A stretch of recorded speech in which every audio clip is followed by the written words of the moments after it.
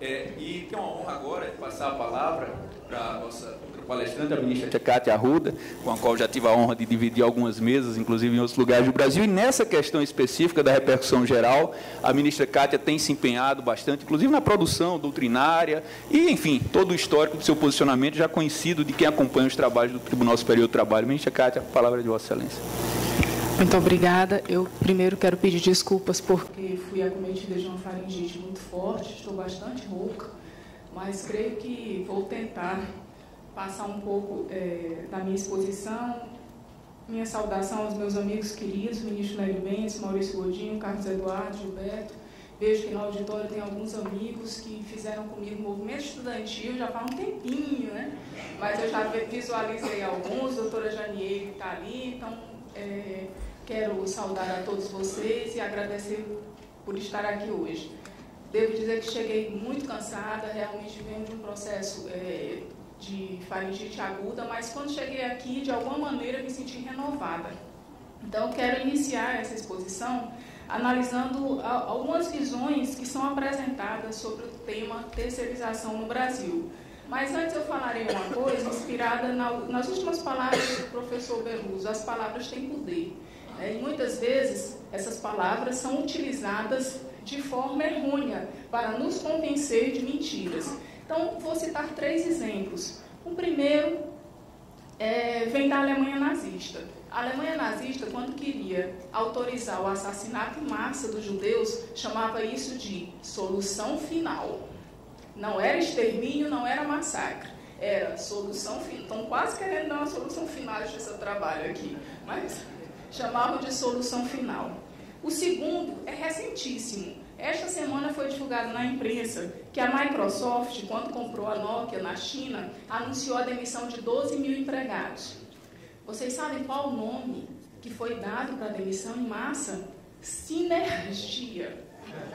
Alinhamento estratégico. No Brasil, nós temos como maior exemplo da adulteração, que é dada às palavras do próprio termo, terceirização.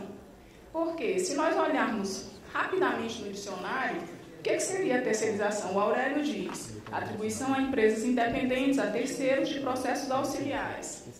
O dicionário Ruais diz: contratação de terceiros por uma empresa para a realização de serviços gerais não essenciais.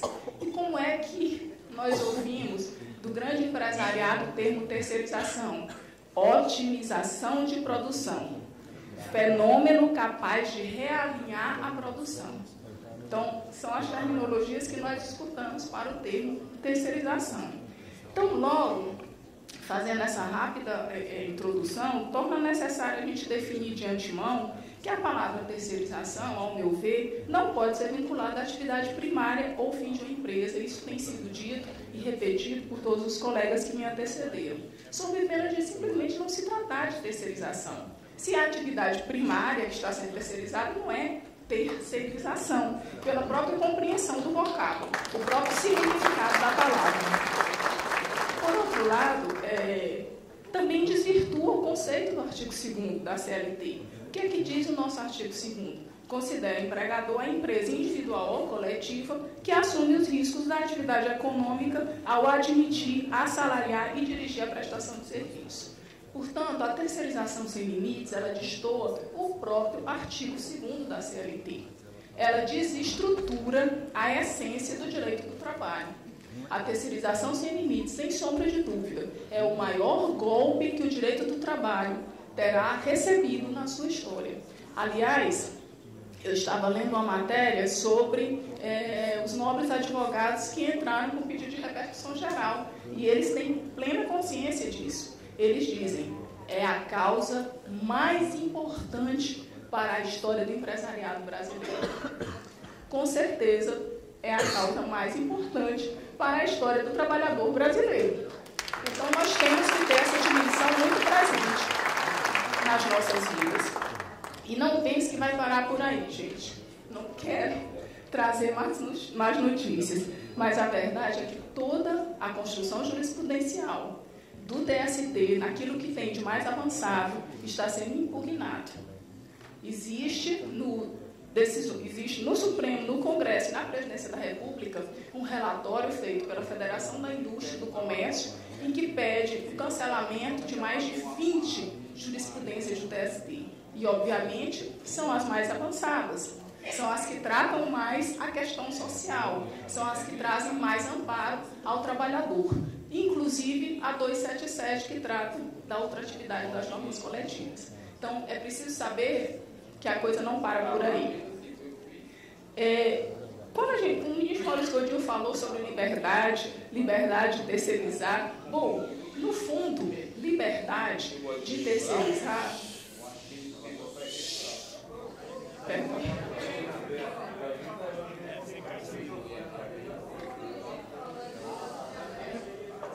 Eu posso continuar? Bom, a liberdade de terceirizar ao final significa, na verdade, outra palavra que estão nos dizendo errado, liberdade de precarizar. Então, no fundo, é isso. A gente precisa dizer as coisas da maneira certa. E quanto mais frágeis forem as organizações sociais, quanto mais se agrida o judiciário trabalhista, mais fácil será a terceirização sem freios e sem limites no nosso país. O que se percebe, na verdade, no Brasil, é uma tentativa de parte do poder econômico de alterar não só o significado das palavras, mas todo o sentido, de forma prática e concisa. Eu vou dar 3 exemplos. Um foi dado pelo ministro José Roberto Freire Pimenta. O que é que se defende? Quem defende a terceirização, de que a terceirização deve ser irrestrita, de que favorece o emprego, 2, e de que é importante para o desenvolvimento. São os 3 principais pilares dos defensores da terceirização no Brasil. Então, em primeiro lugar, a tese de que é errado limitar a terceirização, porque o sistema jurídico nacional não adota qualquer tipo de restrição à liberdade de contratar, já foi suficientemente esclarecida pelo ministro Maurício Godinho. É óbvio que os defensores dessa tese possuem uma Constituição Federal diferente da nossa, né, ministro Maurício Godinho? É outra, não é a de 5 de 10 de 88, a que foi promulgada em 5 de 10 de 88. Porque, de fato, se fizermos uma interpretação sistêmica da nossa Constituição Federal, desde o preâmbulo, ao assegurar o exercício de direitos sociais e individuais, igualdade e justiça, como valor supremo, até o ato das disposições constitucionais transitórias, o que nós observamos é que o nosso regramento jurídico, o regramento jurídico nacional, está muito mais conforme restringir a intermediação da mão de obra do que ampliar. Não é difícil perceber isso numa análise clara. Na verdade, o sistema jurídico brasileiro, ele é comprometido com o valor do trabalho de antemão, em primeira mão. Matéria que, aliás, vale ressaltar, já foi reconhecida no passado pelo Supremo Tribunal Federal. O ministro Eros Grau, aqui citado, ao julgar de 1950, disse que, aspas, a livre iniciativa é uma expressão que tutela não apenas a empresa, mas também o trabalho, à medida que sua função não é apenas a geração de lucros, mas a criação de empregos de qualidade, com respeito à legislação trabalhista. E só dessa forma é que a empresa poderia cumprir a sua função social, por óbvio. Em segundo lugar, segundo termo que eu citei, eu tenho ouvido repetitivamente, quase a exaustão, a frase de que a terceirização cria empregos. E teria criado 10 milhões de empregos recentes no Brasil. Analisando os fatos, o que é que nós vemos? O que é que os fatos nos mostram? Primeiro, que não houve criação de novos empregos, e sim a substituição dos empregos diretos com a empresa tomadora de serviço por empregos indiretos terceirizados. Não há dúvida quanto a isso.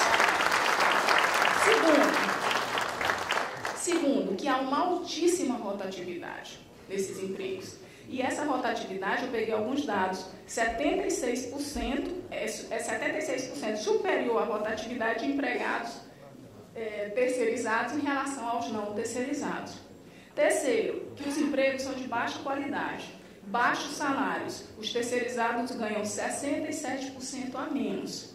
E um alto índice de acidente de trabalho. Em alguns setores, como o elétrico, que penso vamos examinar amanhã, o risco de acidentes é 5 vezes maior entre o empregado terceirizado, comparando o empregado terceirizado e o empregado comum. Então, o que é interessante a gente conhecer esses dados? tempo todo se diz, é a terceirização que vai aumentar a competitividade. Ninguém está lembrando, por exemplo, de trabalhar pela regulamentação do artigo 7º, que impede a demissão arbitrária ou sem justa causa, que aí sim poderia contribuir para diminuir o alto índice de rotatividade no nosso país. Então, será que não está na hora da gente começar a mudar a nossa perspectiva? Não administrar apenas as perdas, mas começar a pensar em que é que podemos evoluir? Eu penso que essa frase, a terceirização cria empregos, nos faz lembrar o que o ministro da propaganda da Alemanha, na época do nazismo, dizia: conte 1000 vezes uma mentira e ela se tornará uma verdade.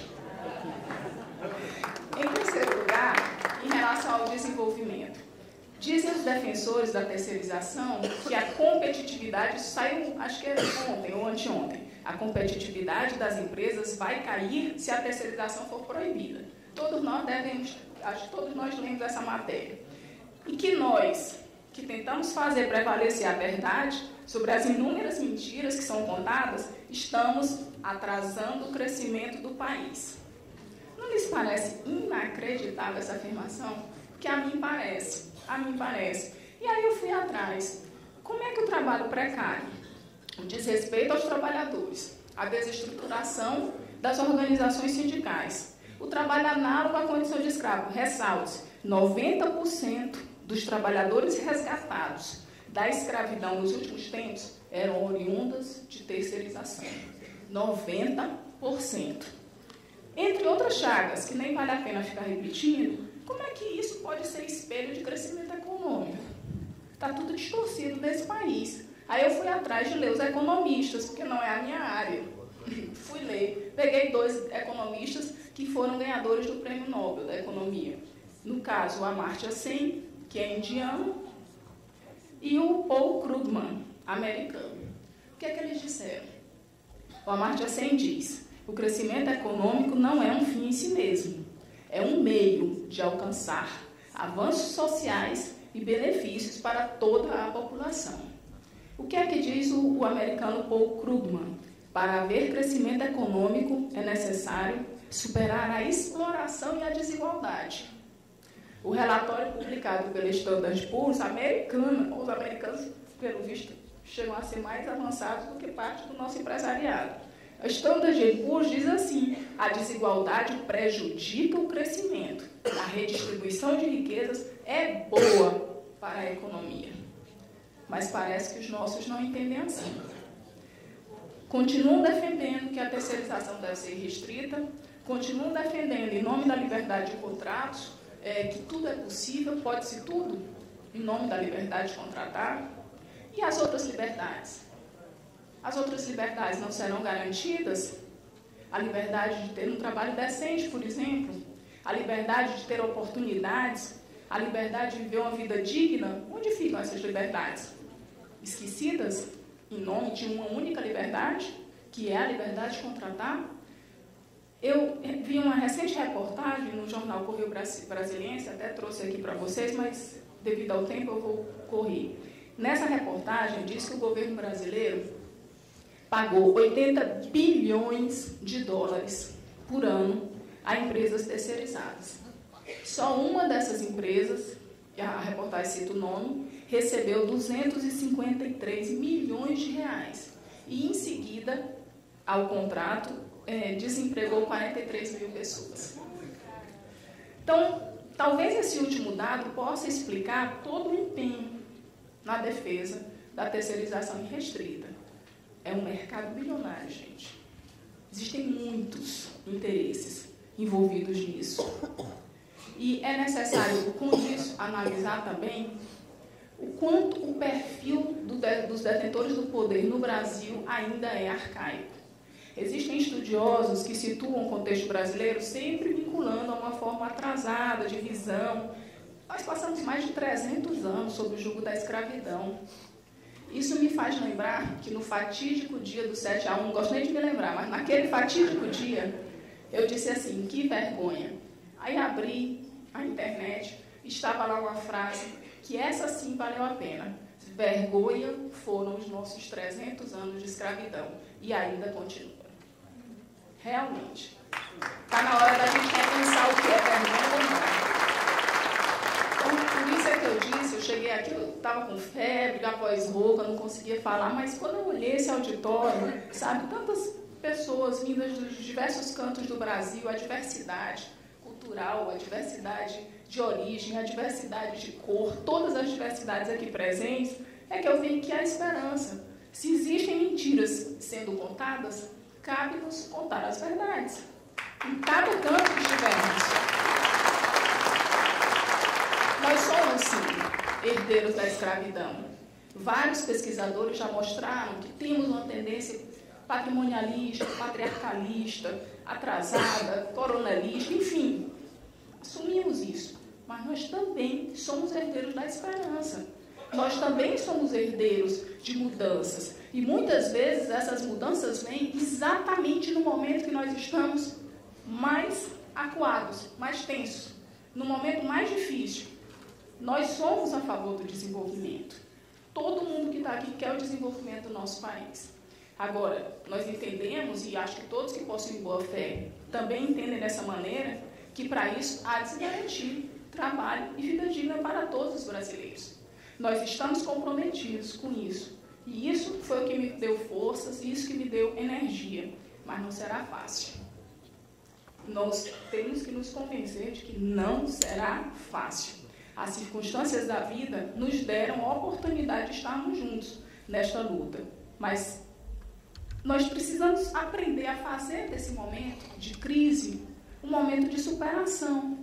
Quem sabe com isso nós não conseguimos, ao invés de brigar por algo que nós podemos perder, avançar no direito do trabalho do Brasil. E por isso é que gostaria de terminar a minha fala com a frase de um brasileiro, de um escritor brasileiro, Guimarães Rosa, quando ele diz: a vida é assim, esquenta e esfria, aperta e afrouxa, sossega e depois inquieta, mas o que ela quer mesmo da gente é coragem. Muito obrigada.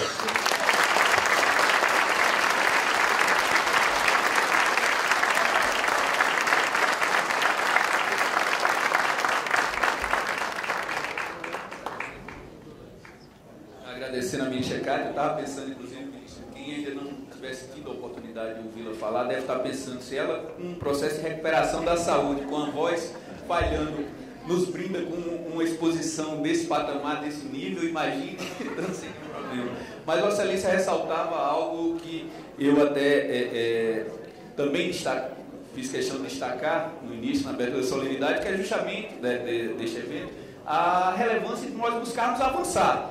Que, além de discutir aqui, buscar barrar esse retrocesso sem tamanho, que seria, né, a liberação da precarização de forma irrestrita, tentar avançar, inclusive, em termos de responsabilização solidária e tantas outras questões que poderíamos buscar, garantir a efetividade da isonomia, enfim, diversas outras questões. Mas também, quando a senhora falava do poder das palavras, né, e da discussão de sinergia sendo usada para designar demissões em massas, tentativas de cancelar diversos verbetes mais avançados em jurisprudência do TST, inclusive buscando a terceirização sem limites e usando isso como justificativa ou como uma solução para aumentar a empregabilidade ou a produtividade. Eu lembrava de outra palavra, é surreal, né? Realmente é surreal essa situação. Então,